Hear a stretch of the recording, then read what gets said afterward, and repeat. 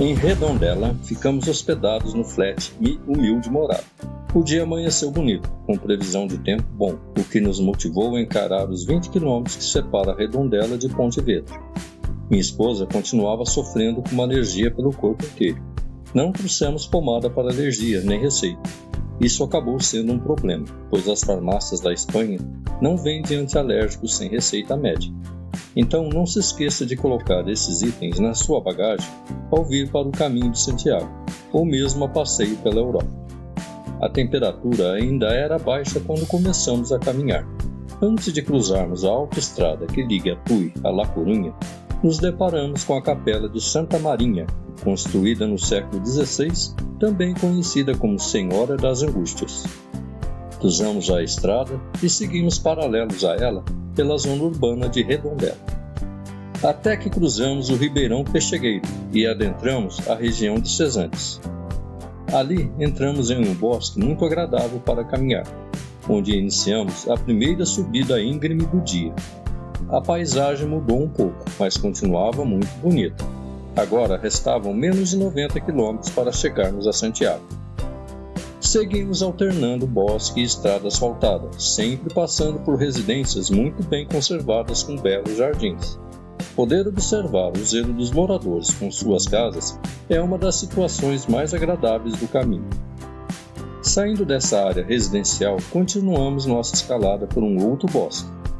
As árvores nos protegiam do sol e encontramos um balanço instalado por algum caminhante. Paramos ali para brincar um pouco e para algumas fotos. Seguimos caminhando e começamos a avistar a bela paisagem do Rio Vigo, mesmo com a neblina matinal que surgiu para dar um toque especial ao cenário. Continuamos nossa escalada alternando bosque e asfalto, até chegarmos a uma bifurcação. Ali havia duas opções. À direita, um trecho de 300 metros com inclinação de 5%. À esquerda, com apenas 70 metros, mas a inclinação de 15%. Ambos pareciam difíceis. Escolhemos o da esquerda, enquanto todos os outros peregrinos seguiram pela direita.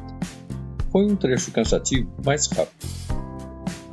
Para nossa surpresa, ao pararmos para tomar fôlego, percebemos que ali já era o final do desvio. Cansativo, mas eficiente. Pouco adiante, finalmente alcançamos o topo da primeira grande subida. Dali tínhamos uma vista maravilhosa para o Rio Vigo. Paramos para fotos e para descansar um pouco. Enquanto isso, fomos sendo alcançados por diversos peregrinos que já haviam passado por nós durante o trajeto. Isso confirmou que a escolha pelo trecho mais íngreme nos poupou um tempo significativo. A partir dali, o caminho se tornou descendente. Seguimos por trilhas de terra em meio a um pinheiral, com vários pontos abrindo vistas para o rio. Logo chegamos a Arcade, novamente por um trecho de asfalto. Uma peregrina residente no local nos contou que esse trecho final é uma variante recente do caminho, criado para afastar os peregrinos da autoestrada e reduzir o risco de acidentes. Arcade é uma pequena cidade da Galícia, célebre por sua culinária à base de mariscos e frutos do mar. Já na zona urbana, passamos pela Fonte das Lavandeiras. Antigamente era ponto de encontro das mulheres da cidade que se reuniam ali para lavar roupas e socializar. É um conjunto arquitetônico formado por lavadouro, fonte e tanque. Mostra bem como funcionava a sociedade tradicional galega e o aproveitamento da água para beber, lavar e regar.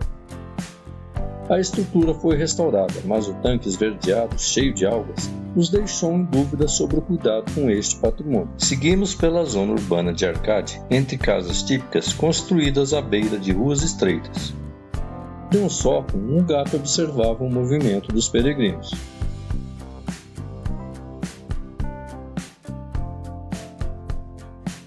Mais uma vez, chamava a atenção o cuidado dos moradores com suas propriedades. Saindo de Arcade, entramos novamente em um bosque até avistarmos os primeiros sinais de Ponte Sampaio e do Rio Verdugo. Pouco depois avistamos a longa ponte medieval que atravessa o rio. O Rio Verdugo tem grande importância histórica. Foi ali que, em junho de 1809, as tropas napoleônicas foram derrotadas por uma batalha decisiva para a independência da Espanha. Na ponte, há uma inscrição informando que ela fazia parte da Via Romana 19. Ao lado da ponte, um pequeno cais com barcos coloridos ancorados, provavelmente usados por pescadores. De cima da ponte era possível ver peixes no rio, mais um presente do caminho. Deixamos Ponte Sampaio por ruas estreitas e íngremes, anunciando o início da segunda grande subida do dia. Dessa vez, de forma mais agradável. As construções tradicionais da Galícia, como os canastros, iam surgindo pelo caminho. Pequenos silos antigos para armazenamento de grãos, geralmente encimados por uma cruz ou por uma ponta pontiaguda. Símbolos de proteção, fé, força e dedicação ao trabalho. As paisagens tornavam as subidas mais fáceis de suportar, e o cuidado com as residências continuava impressionante. Às vezes, uma simples porta se transformava em uma pintura exuberante graças às flores e ao esmero na conservação. Nesse momento, meus pés começaram a esquentar novamente. Troquei a bota pelo tênis. Seguimos por mais um bosque estreito e agradável, onde, em uma cerca de propriedade de uma indústria, os peregrinos tecem cruzes com casca de árvore, outro pequeno painel improvisado, mais uma distração do caminho. Continuando pelo bosque, atravessamos o rio Ulo, pela chamada Ponte Nova.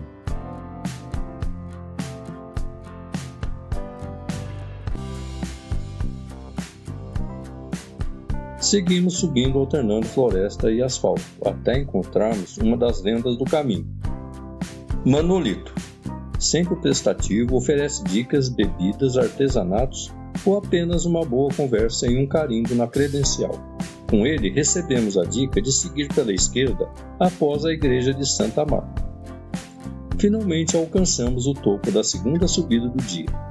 Ali encontramos o food truck A Peregrina, onde paramos para um descanso e um café. A partir dali, uma longa descida até Pontevedra. Alternamos entre asfalto, bosque, campos e áreas residenciais, anunciando a proximidade da cidade.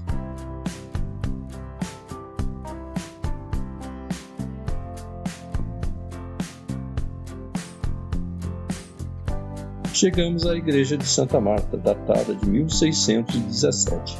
Havia muitos peregrinos no local, em busca de foto e do carimbo na credencial. Pouco depois, uma nova bifurcação. À direita, um caminho sem sombras acompanhando a autoestrada. À esquerda, um percurso um pouco mais longo, mas acompanhando o sossego do rio Tomesa. Optamos pela esquerda, seguindo a dica de Manolito. A paisagem ao longo do rio de águas cristalinas valeu a escolha. Encontramos também os bicigrinos. Após passarmos sob um viaduto com um mural pintado, viramos à direita para acessar a Via Sanches Freire. E com mais 5 minutos, chegamos no albergue GBC, nossa hospedagem em Pontevedra, encerrando esta etapa, onde percorremos 20 km e 100 metros em 6 horas, ocasião em que passamos por várias localidades. Alto da Cabaleira, Arcade, As Laceiras, O Vilar, O Toural, A Canicouva, A Carbala, A Valadinha, O Marco e Pontevedra.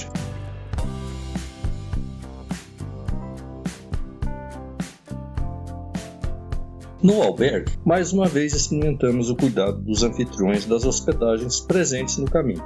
Neste dia, estrategicamente, separaram para nós 2 beliches em uma ala no fundo do quarto comunitário, que isolaram com um bioma, muito atencioso. Recomendamos também o albergue GBC, em Pontevedra. Após o banho e a roupa lavada, saímos para um passeio pela cidade. Almoçamos em uma churrascaria local e logo percebemos algo diferente. Muitos moradores vestiam roupas medievais. Mais tarde descobrimos que havíamos chegado em pleno dia da Feira Franca, uma festa medieval que acontece na sexta e no sábado do primeiro fim de semana de setembro. As ruas ganham vida, com mercado medieval, música, comida típica e apresentações. Havíamos chegado no sábado, dia 7. Isso explicava a dificuldade que tivemos para encontrar hospedagem nos dias anteriores.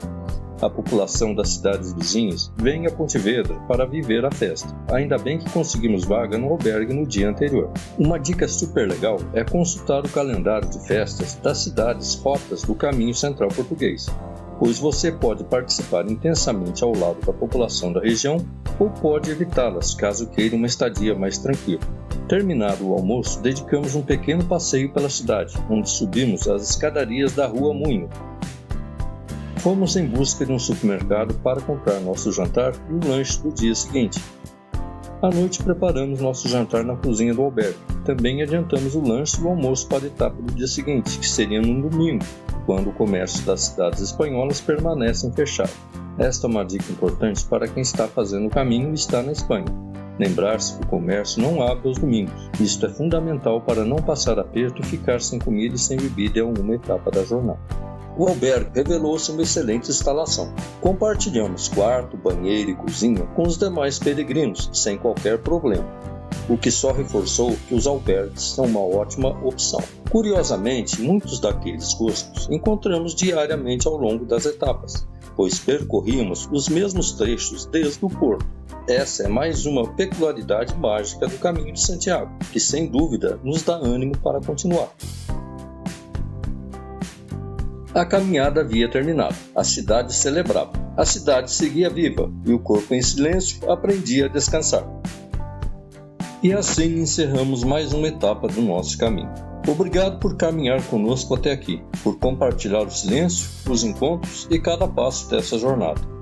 Se este vídeo te acompanhou de alguma forma, fica o convite para seguir conosco. No próximo capítulo, partimos de Pontevedra em direção a Caldas de Reis, por caminhos que seguem nos ensinando que o caminho continua, mesmo quando a etapa termina.